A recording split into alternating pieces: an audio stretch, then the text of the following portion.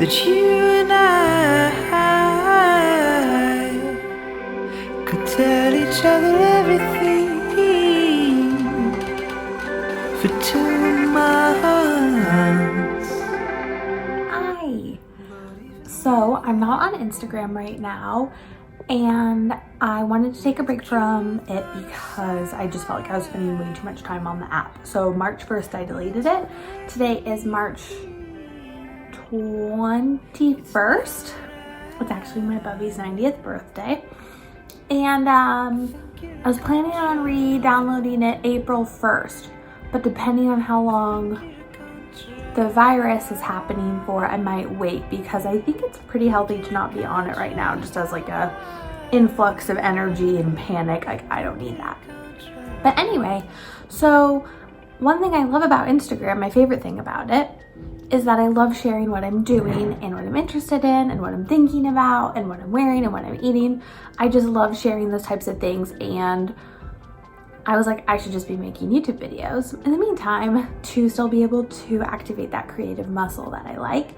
And also Instagram I like because it's so inspiring. So I definitely am not feeling uninspired by any means, but I miss seeing inspiring things. Now that we are all self-quarantining, I just feel like this is a great opportunity to go inward and journal and do all these practices that I've been wanting to do for so long but haven't prioritized doing. The main thing when I think of when I say that is doing my Lacey Phillips manifestation courses, because I love them and I get so much out of them, yet I totally procrastinate doing them. Why do I procrastinate something that will make me happy? Because it takes some deep internal, I don't know, foraging. And you gotta look inside yourself, and that's hard work, and sometimes it can be painful. So I think that's why I'm procrastinating doing it. In addition to that, I really want to use this time at home to try new recipes and cook, and I already meditate every day. I already do a lot of yoga, so just keeping that up, getting lots of sleep, nourishing my body, and just not being stressed out, because stress makes you sick. Whether this is happening or not, stress makes you sick. So I came up with this idea, and I'm calling it the path to my higher self. And what this means to me is, personally, me, Gaby Azorsky, when I do my routine every day, when I do my morning ritual, when I get ready for bed, when I cook, that makes me feel like I'm closer to my higher self, my best version of myself, the future Gaby that is so caring and compassionate and feels really good about herself and the food she puts in her body and all of that stuff. And actually, there's a part of your astrology chart that I learned that indicates like things that make you feel that way. And so for me, I believe it's your North Node, but like, don't quote me on that, but I'm tying a few things together right now. For me, my North Node is in Libra, and it's in the 6th house. And so I don't know too much about that yet. I'm learning more about it, which is very fun for me. But what I know is that when the 6th house, I believe, is all about like health, and when I am feeling healthy and doing my routine, those are ways I feel like my highest self. And so not only like do I think I feel that way, it's like in my chart I actually do feel that way. I hope that made sense. Okay, so here is what it looks like on my bedroom wall. I made all these sticky notes. I made this kitchen is what represents my highest self. It's my favorite inspiring kitchen. And then on my desk over there, I have my mood board I made at the beginning of the year. So I have like day 1, day 2, day 3, day 4, day 5, blah, blah, blah. So I'm doing this for 3 weeks. I have my little good morning and good evening things. Wake up, meditate, have a green juice, do Melissa Wood Health Pilates or yoga, depending on how I'm feeling. At the end of the day, do my Lacey manifestation work.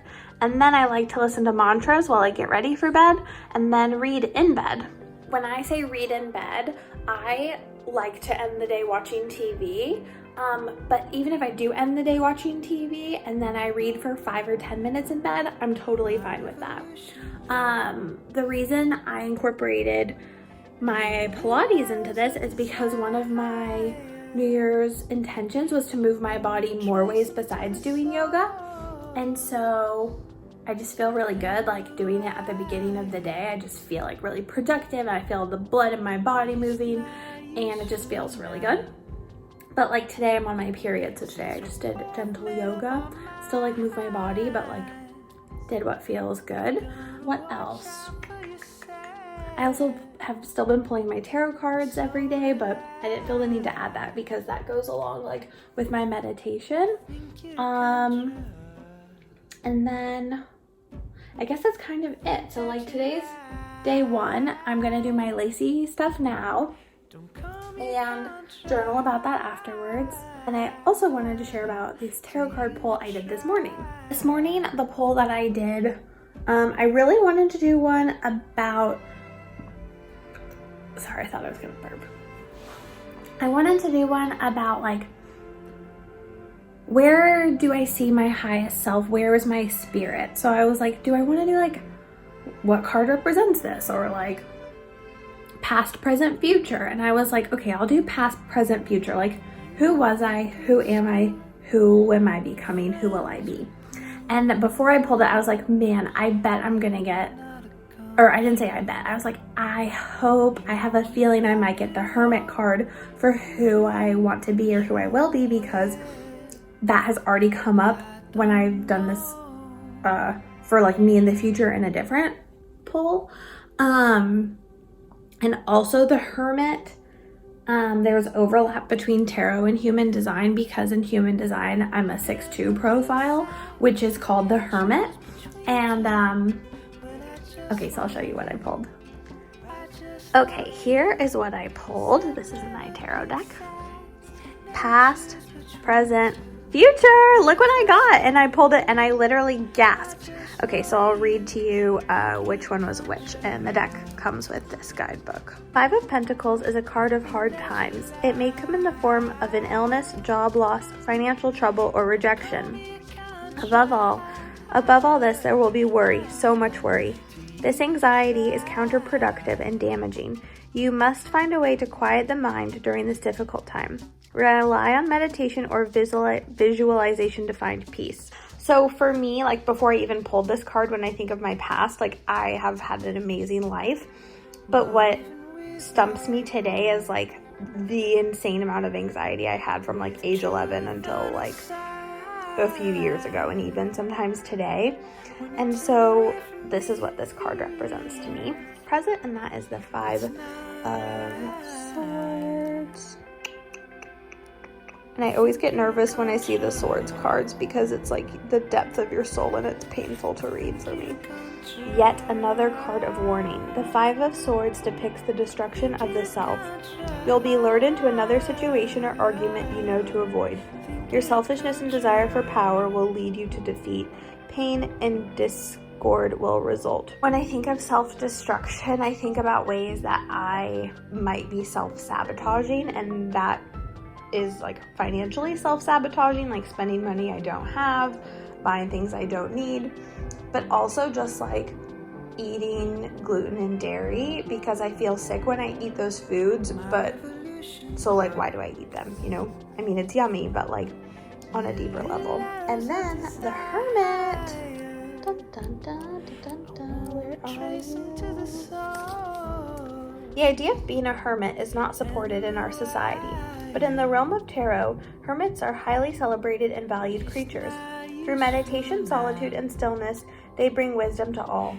When this card appears, it's time to step back from the busyness of day-to-day life and focus on your inner realm. Become more self-aware.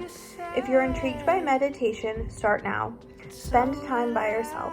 Your inner fire is ready to be lit. It will shine for all. Just thinking about ways I can support myself and like my past self, and like doing my manifestation work is like an amazing way to do that, because it's just, there was the burp I was looking for earlier, sorry.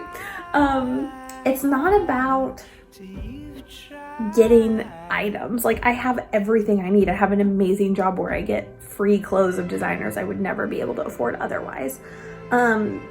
It's about feeling good about yourself, like the way the courses are set up. And as far as seeing myself as a hermit, it's not like I'm alone in solitude in a mountain and no one's talking to me, but it just represents like the devotion I have to myself and to my spiritual practice, and that is such an important part of my life. And at the end of every day, like, that's the thing that I'm most grateful for, besides like family and friends.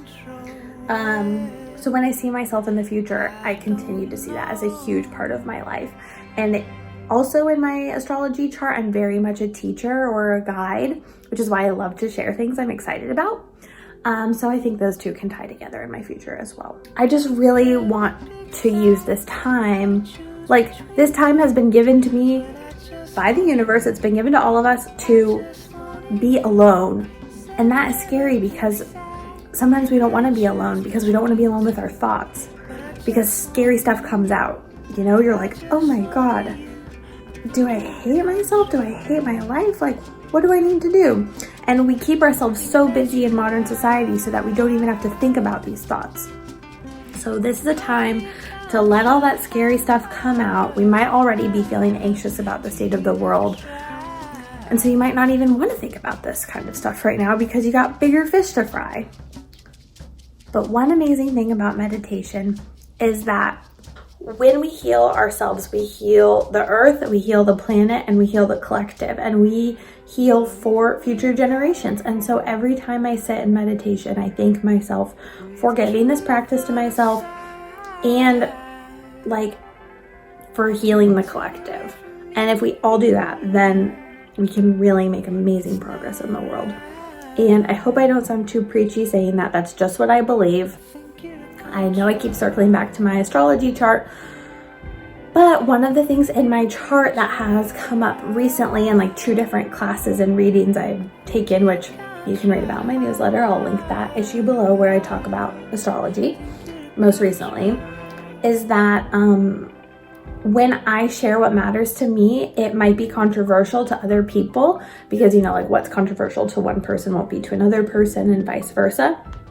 But when I share, I'm meant to be controversial, and that is a little sticky for me because, like, you don't want to upset people, you don't want to ruffle people the wrong way. But I don't even need to worry about that just by me being myself.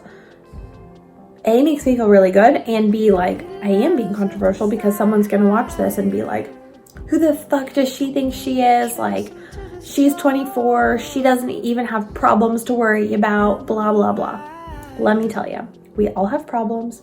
We all have things we're working through. But anyway, this is just what's been on my mind. I was really excited to share about my journey to my higher path sticky note wall. I'll keep you posted on how it goes. Today is just day 1, so like so far so good. And yeah, I'm hoping to provide more resources of things during this time that you could do if you want to work on yourself. But yeah, be well. I'm also going to do another video sharing what's in my medicine cabinet, which includes food and supplements and actual over-the-counter medicine, which I sometimes take reluctantly. And yeah, I guess that's all for now. Thank you for watching. I appreciate it so much. And I'm gonna get some vitamin D today too. Bye.